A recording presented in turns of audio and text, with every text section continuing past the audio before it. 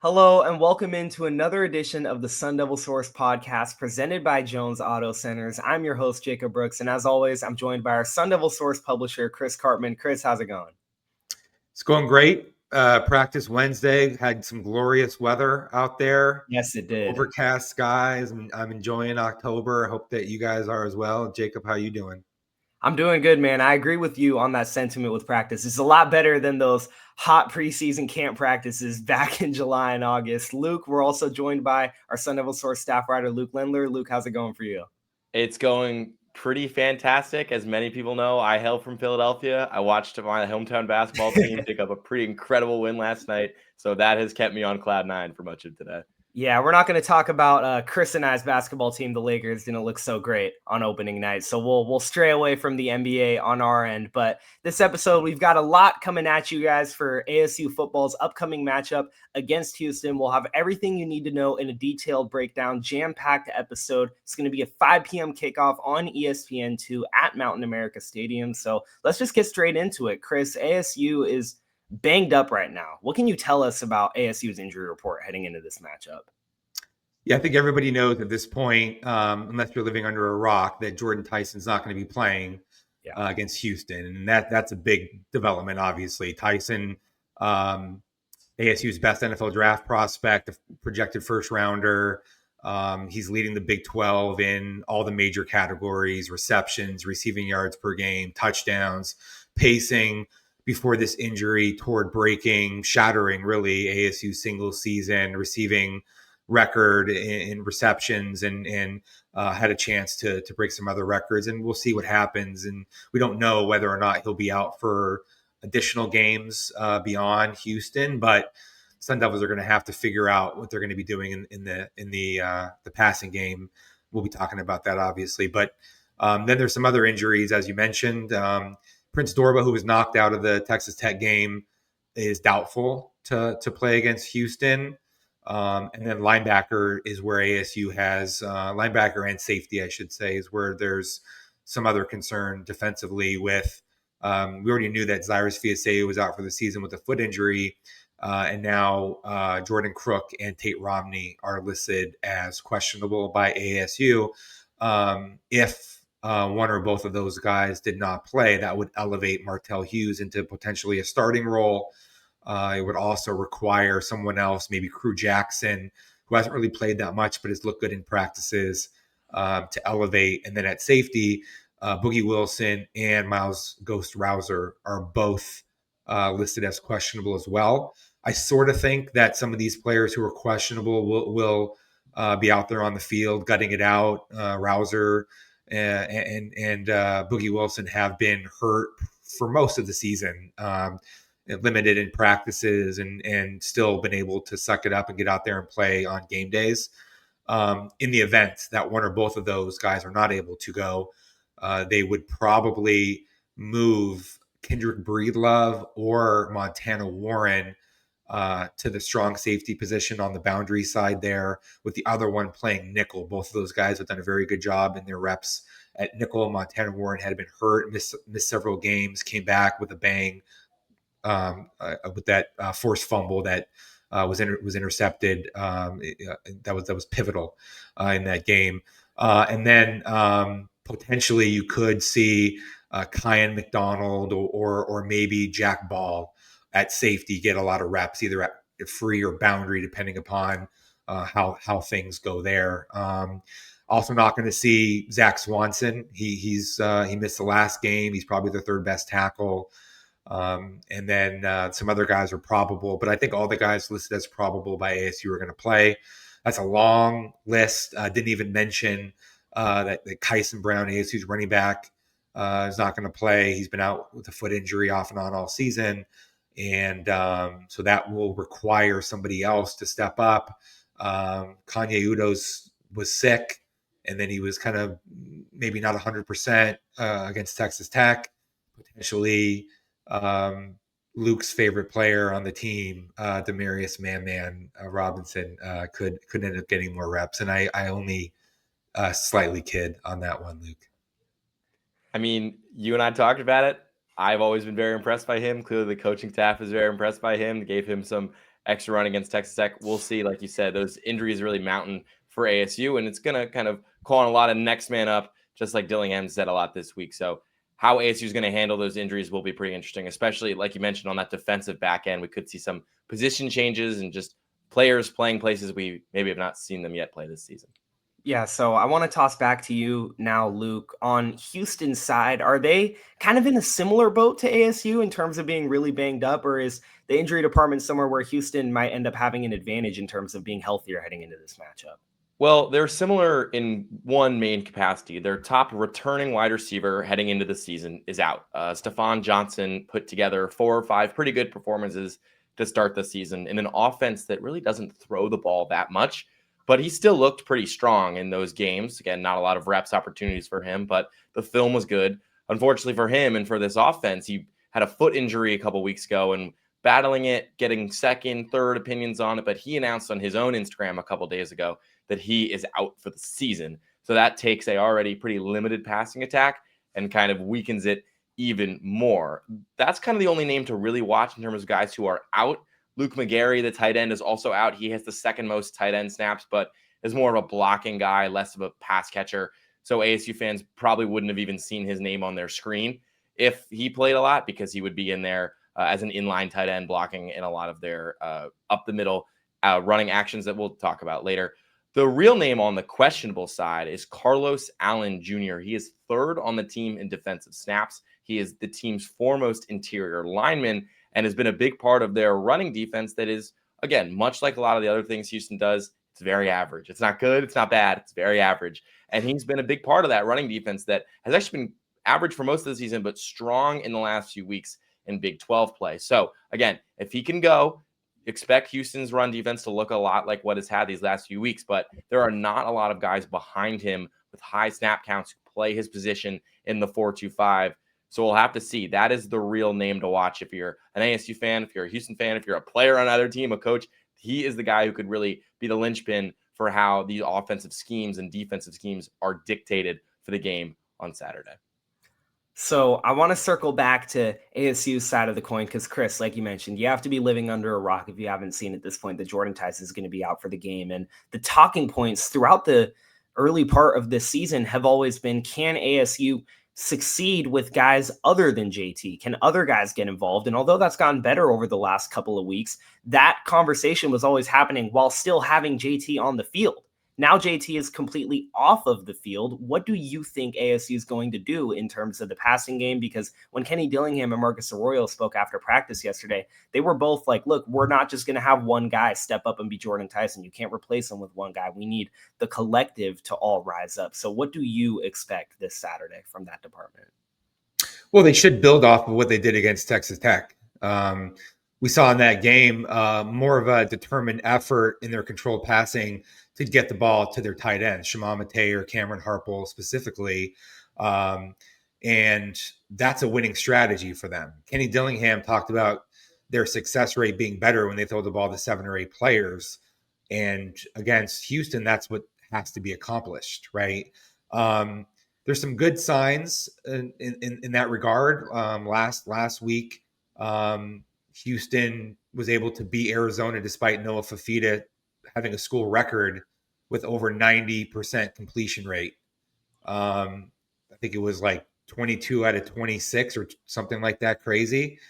And what Houston does is on early downs, plays a lot of cover 3, cover 4. And what that does is it allows teams to complete balls underneath the defense. They're not trying to give up big plays. And they haven't typically, unless they have some bad tackling or assignment errors. But so the reality is with Sam Levitt's foot injury, I think he became more pocket focused anyways in recent weeks in practice, which also allowed them to inject more life into the rhythm passing game on early downs. I think you're going to have to run the ball pretty successfully with Raleek Brown, and there's opportunities to do that in this game against Houston to stay balanced. You want to try to avoid being in third and long situations because of what Houston does with its blitz pressures being one of the better aspects, I think, of the team. But yeah, I think you're definitely going to have to get more out of some of these other receivers, whether that is Jaron Hamilton, Malik McClain, Jalen Moss, who I thought was, when he arrived at ASU, was a good zone beater option to underneath coverage, which is the type of thing that is available for ASU against Houston. Derek Eusebio is a reliable player.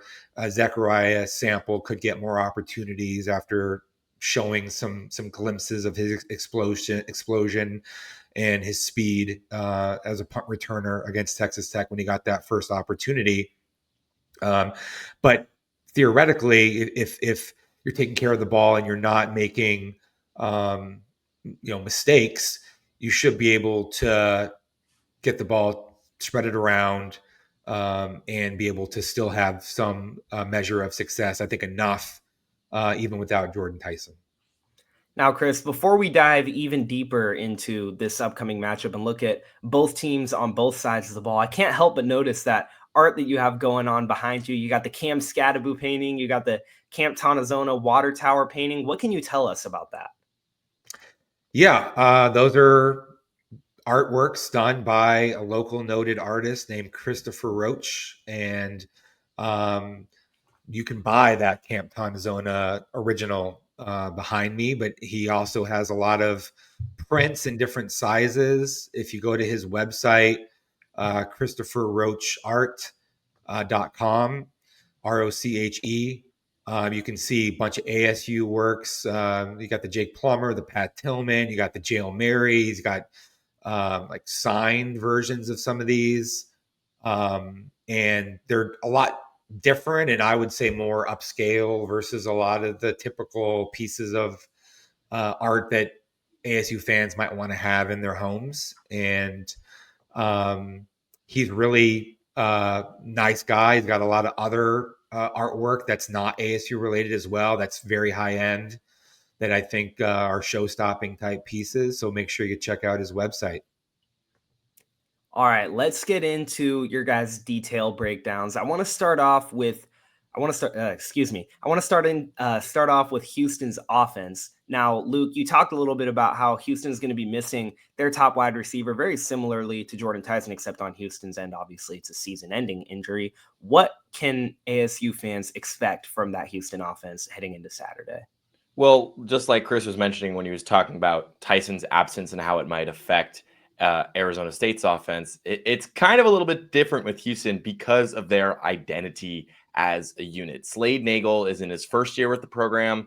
He was with head coach Willie Fritz at Tulane for 7 years. He was the tight ends coach for 6 years, but then for Fritz's last year, where they won the American with Tajay Spears, household name for people who probably watch, some deep NFL red zone cuts on Sundays, was their running back. Football legend. Exactly. And Nagel reunited with his head coach prior to this season after spending a year coaching tight ends under Brian Kelly at LSU. But he doesn't bring a lot of aerial chops outside of a lot of late down play action looks. This is a run first offense, and it starts and kind of ends with its signal caller, Connor Wegman, former 5-star. He's a junior. He's a redshirt junior. Spent 3 years at Texas A&M. Had kind of an up and down roller coaster career there with them. He actually came there as a 2-sport athlete, baseball and football, but he pulled out of the MLB draft heading into his sophomore year because he'd won the starting job. He's thinking, I have the starting job at an SEC school. This is going to be fantastic.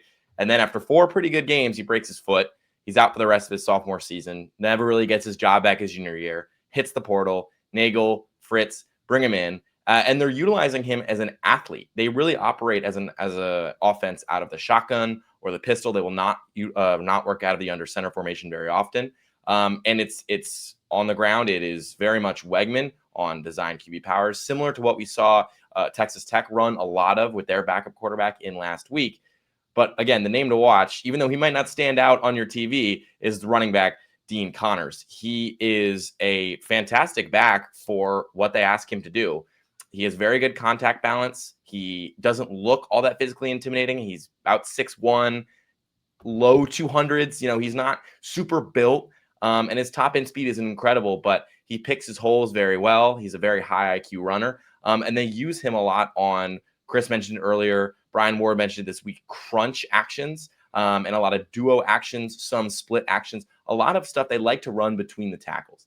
This is an offensive line where there's an old offensive line coach in the NFL that said he wanted his offensive line to be glass eaters, guys who are going to eat glass.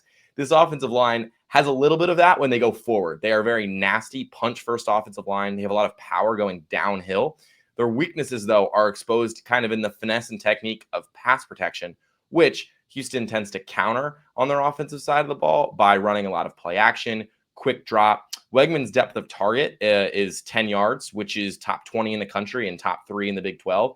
To me, that is an indicator of really a lack of intermediate passing game for them. It's either a 2-yard check down on a one-step drop, or it is a 15, 16-yard in-breaker post curl. Maybe they like to run a lot of post curls with their leading receiver, who, like I mentioned, Stephon Jackson out for this game, but Amari Thomas has been pretty impressive so far, even when Jackson was on the field.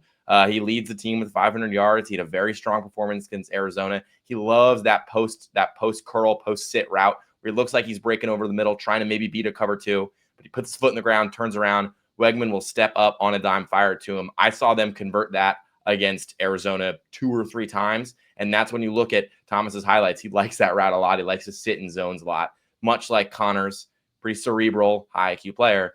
But when it comes in terms of athletic, top-end speed, strength, all that kind of stuff, Houston doesn't really have the same talent edge that ASU's offense might have. But just like Dillingham's mentioned all week, they're very well coached. They're a very sound football team, and they do a good job mitigating their weaknesses. They do a good job kind of disguising that their offensive line might not be the best in pass protection. They do a good job disguising that, their weapons might not be the most athletic because they scheme them open. And so this should be a very interesting matchup for Brian Ward's defense. Look, 6-1 for Houston, but the schedule has been very soft to this point. They went to overtime against an Oregon State team that's only won 1 game against a FCS opponent and fired its head coach, Trent Bray. They haven't beaten anyone other than Oklahoma State on the road this season. So for a 6-1 team in a major conference, you would normally expect that to result in being ranked, and Houston's not ranked. And I think it's primarily because people recognize that they haven't really shown it against a high caliber opponent. And so, yeah, Houston has done well, and I think it's well coached, but there's a lot of things that when you dig deeper under the hood, you see as potential flaws. Offensive line is a good starting point. Texas Tech pretty much destroyed this offensive line.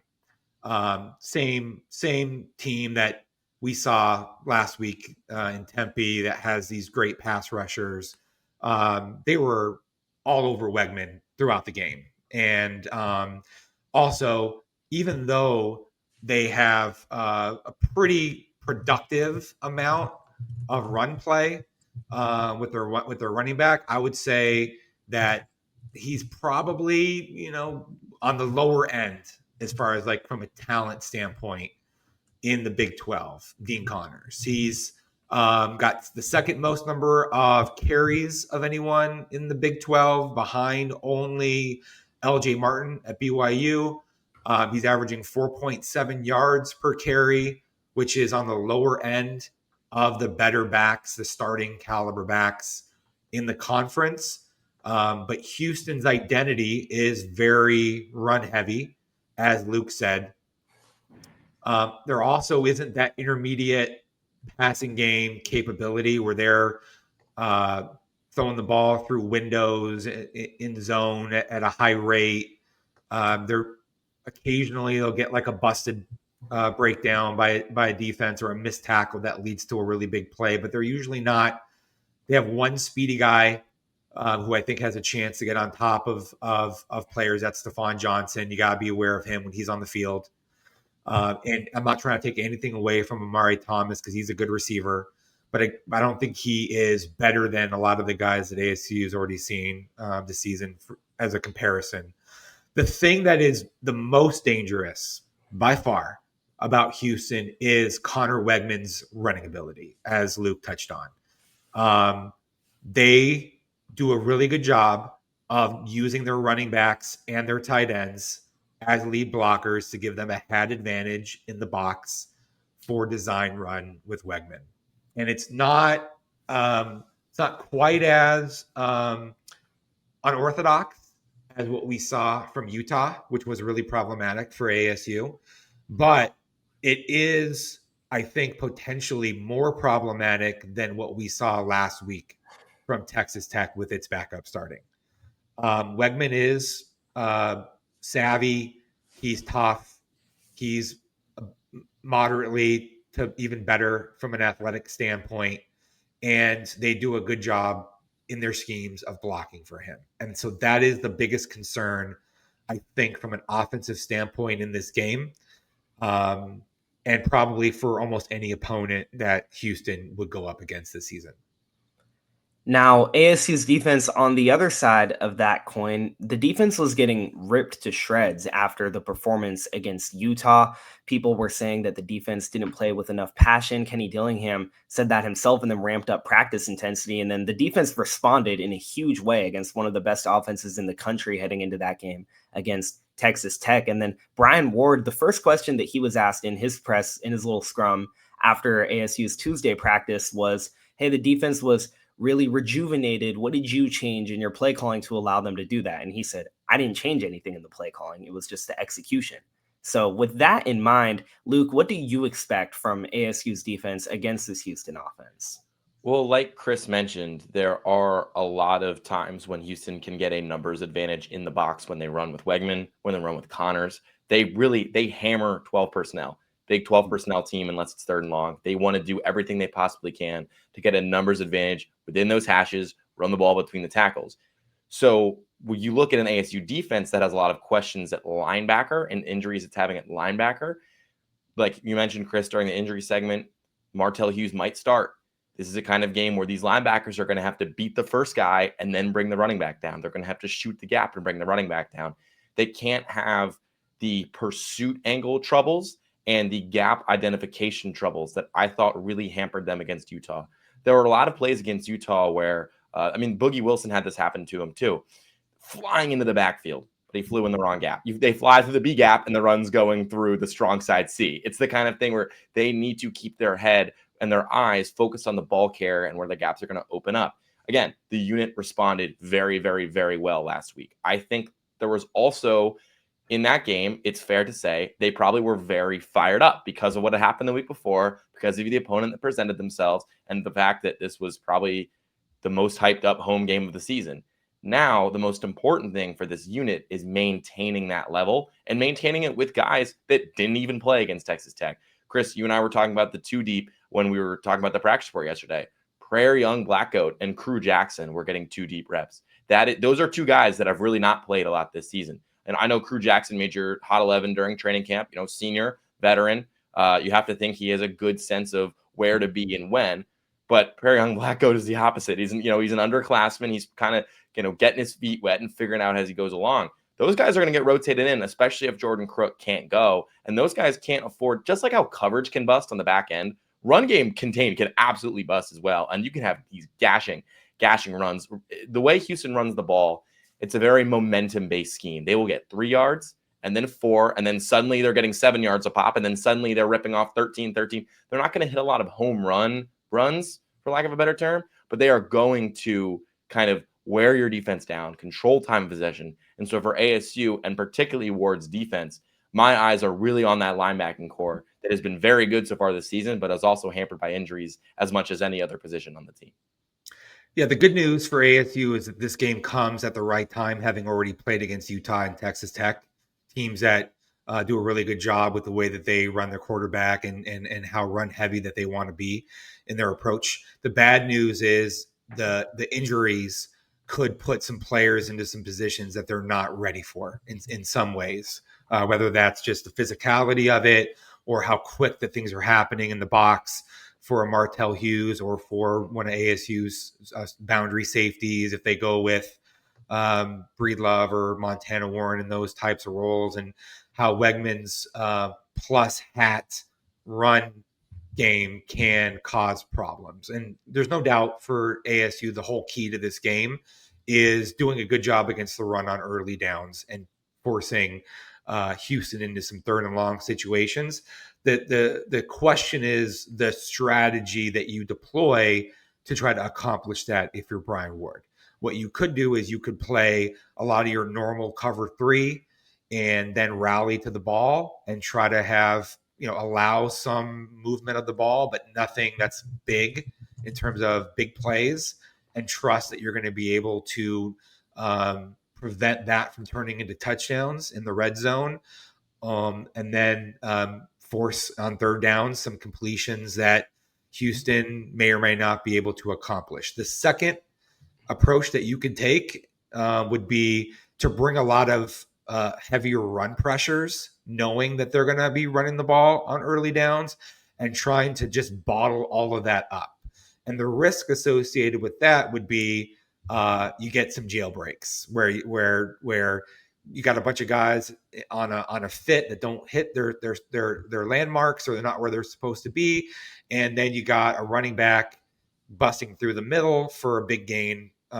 There's an inherent risk to that. That latter approach would include ASU trusting its defensive backs, primarily, of course, Keith Abney, Javen Robinson, Kendrick Breedlove, if he ends up being in the slot, to not get beat in coverage on big plays by Amari Thomas or Steven Johnson. I feel reasonably confident that those guys aren't going to get beaten. And we'll see what happens. But Keith Abney's playing about as well as any Big 12 corner. And so I think that what Houston might do is try to target Javen Robinson or maybe Rodney Bimage if he's on the field with Johnson or with Thomas, or move those guys, especially Thomas, to the slot to try to get him on Breedlove or Montana Warren. That's my sense of what Houston will try to do. And they also throw the ball a lot to their tight end, Tanner Koziel. He actually leads the team with 30 catches. Most of that is short stuff, little, quick hitters where he's stopping underneath, fitting in between some underneath linebackers and zone coverage and things of that nature. You got to be aware of him, but he's not going to probably bust you on some big plays. And then he's a red zone weapon that you have to be aware of as well. Houston is very content to have extended drives, that the 10 plus play drives and then kick a field goal or score a touchdown. Wegman, he had a bad interception against Texas Tech, but he's only thrown 2 this season. He's had a higher percentage of jeopardy balls relative to the few number of interceptions that he's had. I think he is a little bit prone to throwing the ball into jeopardy when he's behind the chains against good defenses, which ASU probably will be able to put him in. But I think one of the biggest things is that when Houston has negative plays from pressures, that can really disrupt what it's trying to do. And so the calculated risk part of this equation is playing that man coverage on first down or second down, bringing pressure to Wegman with Houston having a shaky offensive line and a pass protection standpoint to try to generate some negatives, sacks, or to get the ball thrown into jeopardy. And those are ways that you can force some 3 and outs, win the field position battle, maybe generate a turnover or 2. But it's you got to be smart with it and calculated in how you do it because of their run capability with Wegman, especially carrying the football, how that gives them a plus hat in the run game and the ability to have some bigger runs break if you bring those types of pressure. So this is a cat and mouse thing, I think, for Brian Ward this week. And I'm interested to see whether ASU can avoid giving up the big plays while also generating enough negatives to keep Houston from getting into an established rhythm with what it wants to do offensively. My sense is that ASU's defense is ready for this, especially with the game being in Tempe, and will be reasonably successful, perhaps even very successful. But we'll see on Saturday. Yeah, I just wanted to bounce off of what Chris was saying real quick about Wegman. He has one of the worst Pro Football Focus grades when blitzed in the country, which is surprising for somebody. You might think that's surprising for somebody who was so athletic as he is, but he really struggles at identifying what's coming at him. And the offensive line doesn't do a good enough job communicating. For him, Stephon Johnson, Chris, he is out for the year. Stephon Johnson is out for the season. Amari Thomas is the guy. Amari Thomas is the guy that they really like to look to on 3rd and medium, 3rd and long. So they're going to try to probably rotate him, motion him around the formation, get him off of Abney, because like you mentioned, Chris, Abney is playing his tail off right now. But Thomas is a guy who could potentially find advantages against Robinson and Bimage. But again, that's kind of stretching it. We would have to see him play his best game of the season for him to really have a dominant performance against guys like Javen Robinson and Rodney Bimage. So for ASU and for Ward, a team that likes to blitz a lot on those 3rd and longs, we'll probably see that continue on Saturday. Well, so in that scenario, because he got hurt in the last game, right? Because he had played in all their games prior to that. I think that actually lends itself to ASU playing even more man coverage and trusting itself. Because when I watched their earlier games, the last several games, I really only felt like they had two big play weapons in their receiving game who could get on top of ASU's corners, and he was one of them. So, now I'm thinking, okay, well, Amari Thomas is maybe the only one who's shown that he can do that of their wideouts who are going to be available. And so that's a factor. Sorry, I missed that at the top when you said that. I hadn't focused as much on their current injury picture. All good. We'll keep it moving forward onto Houston's defense. Luke, I like the way that when you were talking about Houston's injury report, you referred to Houston's run defense, I believe was when you said mid like a lot of other things on their team. I think was I said average. I said average. I wasn't trying to be too disrespectful. But average, you could say mid, but I said average. Okay, well, let's go a little bit deeper into Houston's defense. What can you tell us about the rest of that unit? Well, Austin Armstrong is the coordinator. He's been there for now. It's now his 3rd stop as a DC. He was at Southern Miss. He was at Florida. He departed the program at Florida, basically got fired. And he runs a 4-2-5 scheme, like Chris mentioned earlier. Will shift to a 3-3-5 on 3rd down and bring that 4th rusher kind of from where the offense might not expect. Runs not as many exotic simulated pressures as Aranda did from Baylor, but still is, known to mix it up a little bit. Cat corner blitzes and nickel blitzes are really where this defense gets into the backfield, particularly with Rook Brown, tremendous name, Wyoming transfer. He's got the highest PFF grade on the defense and the highest PFF grade on the team. He's 84.5. And it's because not only is he a pretty good player on the back end, he's got 3 sacks. He's tied for the team lead with 3 sacks as a defensive back because of how often they like to bring him in off the edge and in the nickel. In coverage is where ASU might actually have the advantage against a guy like Brown. He is slightly bigger bodied for a safety and doesn't move extremely well laterally, although he is a very good player downhill. Like Chris mentioned, Jalen Moss could have been a zone beater. Jalen Moss, we all kind of thought that preseason. We saw him being a very good route runner at Fresno State. Has not gotten a lot of tick so far this season. This could be a Jalen Moss game against a guy like Rook Brown, who is often in the slot and has kind of struggled with coverage so far this season. But again, up front, they could be missing one of their better interior defensive linemen. Houston not having Carlos Allen would be very bad for them. But again, he is questionable. Off the edge, though, the pass rush I would say, is probably Houston's best defensive attribute is their pass rush. Again, they're not top 3 in anything. They're not bottom 3 in anything. They're kind of range of things in the middle. But since conference play started, this is their one thing where they have cracked the podium in the Big 12. They have the 2nd most sacks since conference play started.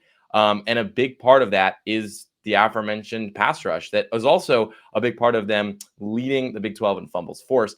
Eddie Walls and Brandon Mack. Those are 2 names to watch. They are similar in terms of how they attack the quarterback, different in terms of the build they boast. Walls is 6'4", 250, is more of a powerful edge rusher.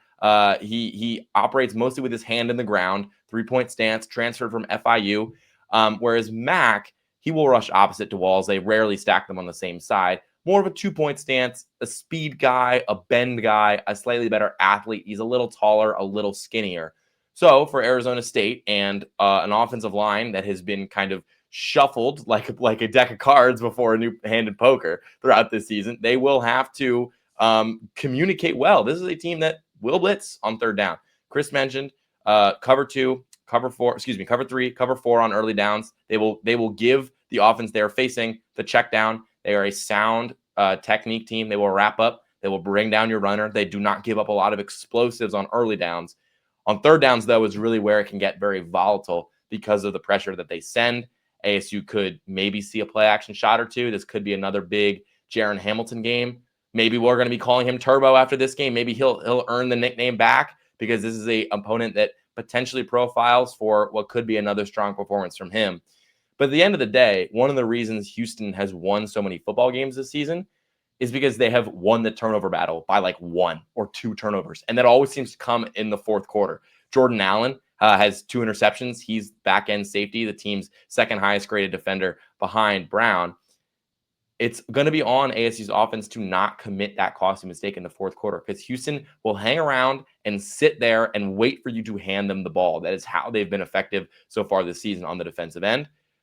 But really where you want to watch is who's coming off the edge. How do you step up in the pocket? How do you contain those guys coming off the edge? And how do you identify the blitzers that are coming?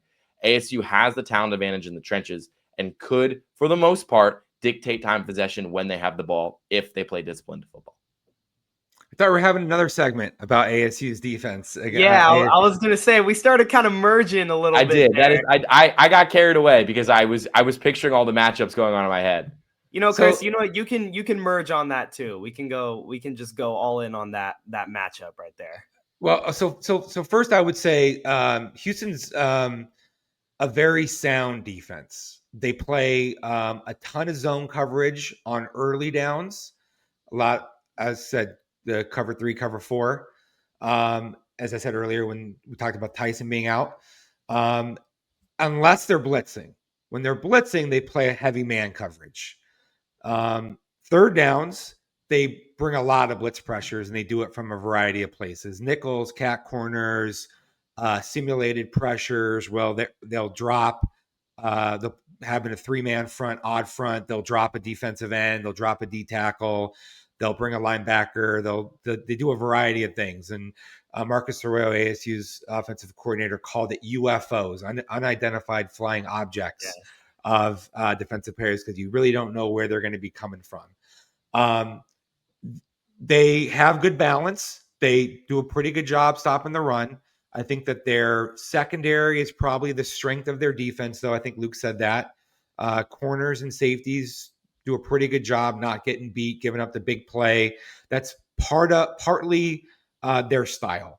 I think that they have the third highest completion percentage allowed of Big 12 defenses, despite playing one of the worst schedules to this point. And what that tells you, coupled with what I said earlier about Noah Fafita completing 24 of 26 passes for a school record, is that Houston is very comfortable giving up the underneath completions. And so ASU in this game, you don't want to lose balance offensively. Raleek Brown should be able to run on the edge. Some of these teams have had some big breakers off tackle in the run game, even though Houston overall has done a good job of fitting the run, especially on the interior, and has enough physicality at the point of attack to not be dominated, having the line of scrimmage reset on them on a consistent basis. But you got to be able, if you're ASU, to run the ball, be committed to that, and accept what's being given to you, which is quick game. Throw the ball to your tight ends, throw the ball to your running backs. This isn't probably the Jaron Hamilton deep overs. This is more like the comeback routes.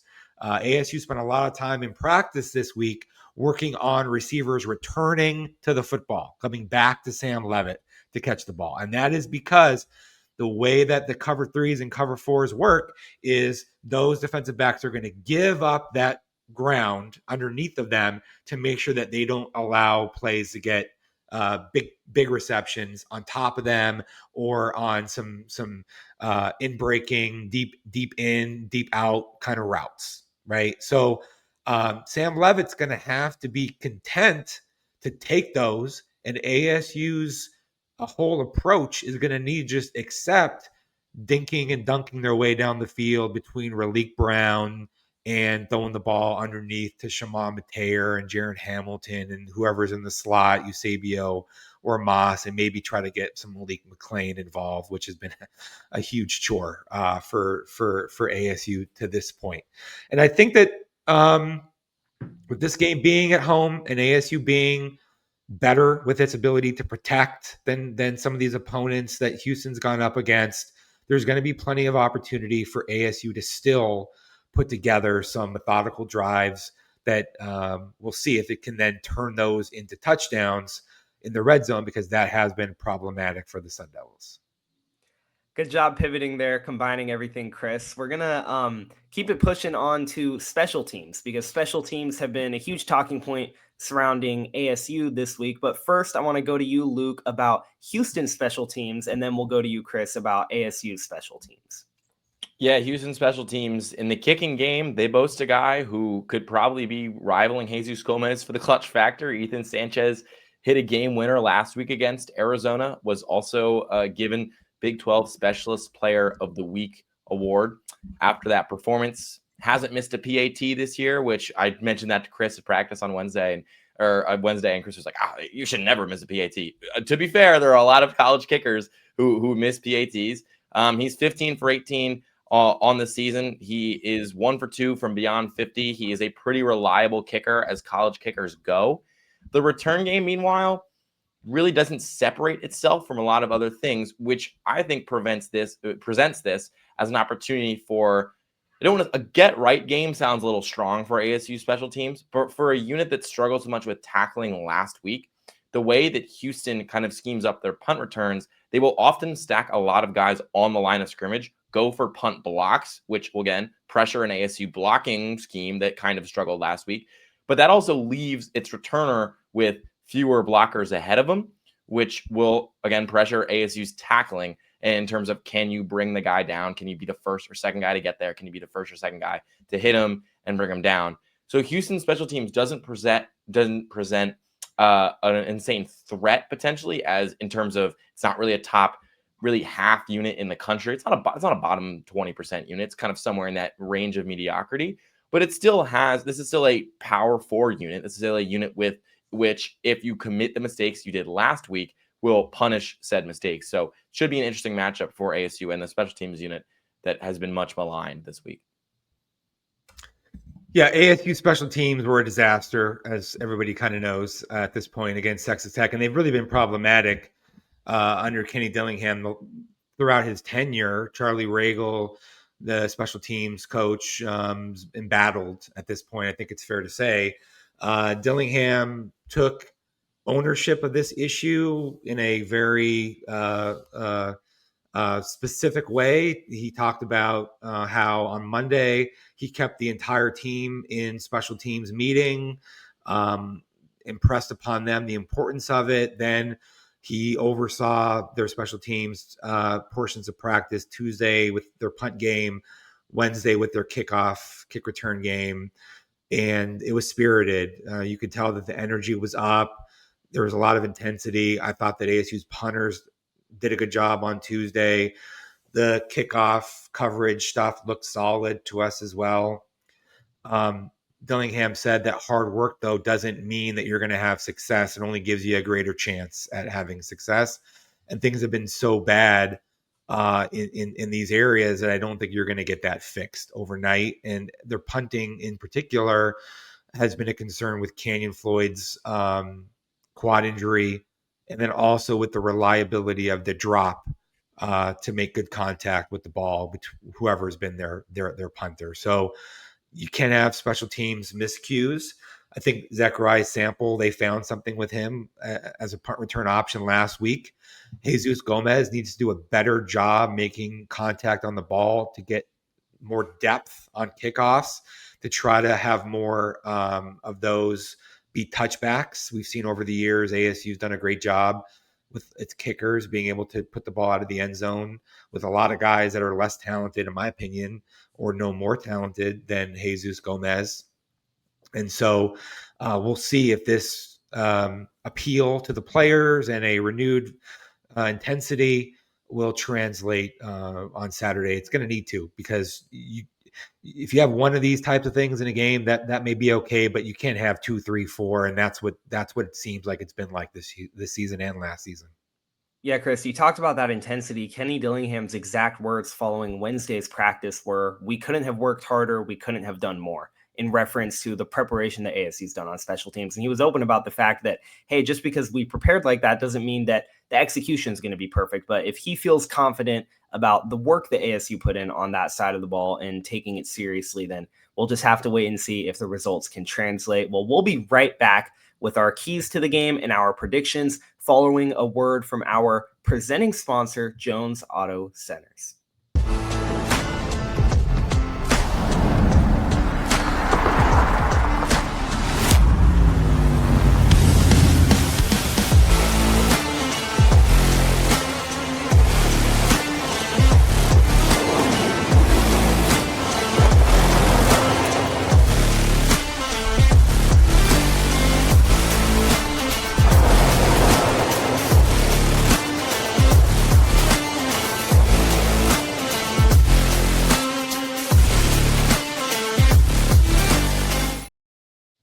Welcome back into the Sun Devil Source podcast presented by Jones Auto Centers in Jones Blvd Valley. Check out the description wherever you're watching or listening to this podcast, because you can contact Parker Jones directly through phone or email if you're interested in buying a new or used vehicle from one of Jones Auto Centers' many dealerships throughout the valley. Parker Jones and Jones Blvd Valley have been huge supporters of ASU's NIL efforts over the past couple years, so we're proud to have them as our presenting sponsors of this podcast, and that gives you Sun Devil fans another great reason to make them your go-to if you live in the valley and need a new or used vehicle. All right, let's get into the part that everybody comes to this podcast for every week: keys to the game and official prediction. Luke, I want to start with you first, then we'll go Chris, then we'll go me. To me, the keys to the game lie on the shoulders of Sam Leavitt and how he is going to manage not having Jordan Tyson in this offense. Is he going to be willing to take the check down? Is he going to be as pocket oriented as he was last week? I think that's going to be very important to how this offense moves the ball down the field. Similarly, in the same vein, will they be able to run the ball effectively in the second half? We've seen Raleek Brown be a very strong running back in the first half of games. As his carry numbers have racked up and we've gotten later and later in these contests, he has slowed slightly. He was good on that last drive against Texas Tech, but clearly not having a second guy has somewhat hindered his abilities late in games. Who might that second guy be? Demarius Robinson, the federal name, Demarius Robinson. Kanye Udo, will he be much of a factor in this game? Will they move it with somebody else? Will they have that second guy? Because I don't think they want Leavitt running around against a defense that you can wear down and control the ball against. On the other side of the ball, it's discipline. It's really the main word that ASU needs to have in its head when its defense is going against this Houston offense that will just, again, punch and punch. It's like a boxer that only throws jabs. They really only throw jabs. There's not a big knockout punch coming when you're playing this Houston offense, but it's, can ASU keep its gloves up, so to speak, keep the metaphor going? Can it protect itself from these jabs that will come and come and come? Can it parry them away? Can it defend these runs that are going to go for probably 3 or 4 yards in the in the first quarter? Can they also go for 3 or 4 yards in the fourth quarter is going to be the question that's going to surround how ASU can defend this Houston offense and can also attack this Houston defense. I mentioned it at the very end of the first look. Houston has played the 96th hardest schedule in the country. ASU has played the 17th. These are two teams that have taken very different paths to get here. Houston has looked like a very sound, solid football program every single game they've played, except for the time they played the team that ASU beat last week, Texas Tech, who basically ran them off their home field. This is a program that kind of has yet to have a real statement win under Willie Fritz and could certainly be circling this game. But based on what I've seen from them, I don't think they have the talent to step to ASU. I have not seen anything from them against a quality opponent to make me think they can put together 4 complete quarters where they can stand up to ASU. And so I'm actually going to predict the first multi-score conference win for Dillingham this season. I think ASU takes this one 24-13. Yeah, I also think that ASU is a better team than Houston. Houston's wins this year have been against bad teams for the most part. Arizona win was reasonably good, but it came in which it gave up 90% completion rate to Noah Fafita. If you look at some of these advanced stats and other types of metrics, I just don't think that Houston is as impressive as ASU. And then beyond that, my eyeballs tell me that ASU is a better team. You look at red zone defense. That's an area where ASU offensively hasn't done well, but Houston is outside the top 100 teams in the country in red zone defense. And if ASU had Jordan Tyson available in this game, I would predict a blowout, like a big blowout. But even without Jordan Tyson, I think that ASU is going to move the ball reasonably well, and Houston should struggle unless Wegman is able to have some big runs, which that's possible. But I don't think it's going to be enough to put up any sort of a big number on ASU. And Houston has done well at converting red zone opportunities into touchdowns. So I think ASU is going to win this game by a score of 31-17. Okay, my score is going to be very similar. I like that part from you, Chris, talking about how even beyond the stats, your eyeballs just tell you that ASU is the better team. And I completely agree. I think that although Kenny Dillingham was very modest in his Monday press conference talking about, hey, they're 6-1, we're playing another one-loss team, this is still a very tough opponent, I don't think Houston is up to par with teams that ASU has already beaten this season. I think that ASU being banged up levels up the playing field a little bit. And so that's my 2 keys to the game for ASU is, can the defense with Prince Dorba banged up and potentially the linebacker core being even more banged up if Jordan Crook misses the game still generate pressure? Because like you guys were talking about, Houston's offensive line is not up to par with some of the offensive lines that ASU has already seen this season. So if ASU can come at Houston with pressure, even with guys banged up, I think that that's going to make life very easy for the guys on the back end in a spot where ASU is also banged up. And if there's going to be some shuffling going on back there, like you were saying, Chris, if Montana Warren or Kendrick Breedlove have to move to safety because of injuries to Boogie Wilson and Miles Rouser, although I agree with you that I think they will end up playing through it. My second key to the game is going to be somebody stepping up on offense. I'm kind of taking a different approach to what Luke was saying. Luke's key was, can Levitt step up without Jordan Tyson and be a commanding presence in the pocket and hit his guys? I think that Levitt can do that. And I think that the key is going to be, can guys step up and be targets for him? You were talking about in practice, Chris, how ASU is working on those comeback routes. Can we see a guy like Jaron Hamilton, who just put up his best game as a Sun Devil with 2 deep catches that I don't know if ASU wins that game without those deep catches, but can he go beyond that? Can he be a guy to handle having 5, 6, maybe even more receptions and be an underneath option, be a guy in the intermediate passing game, be a chain mover on 3rd down as opposed to just a spark deep threat? Can we see a big game out of a guy like Shimon Mateer? I think that we could potentially see his best game of the season this week. I think that if guys like that can step up, this can be something that Sun Devil fans look back on kind of in the way that, like you guys were talking about, people were looking at, oh, that Levitt injury forced him to be more of a pocket passer, and that's something that is going to help the offense grow. I think maybe having a game without Jordan Tyson can help this offense out in the long run. See who can step up. And then when Jordan Tyson eventually comes back, you have guys that have established themselves and the overall offense benefits from it. So with that in mind, my official score prediction is going to be ASU also winning by multiple scores. Final score of 30-13. We do have score predictions from our other Sun Devil Source staff members, and all 3 of their predictions are actually very similar. Staff writer Joaquin Rodriguez is predicting an ASU win 24-17. Sun Devil Source MMJ Gabby Chernoff is predicting an ASU win 27-17.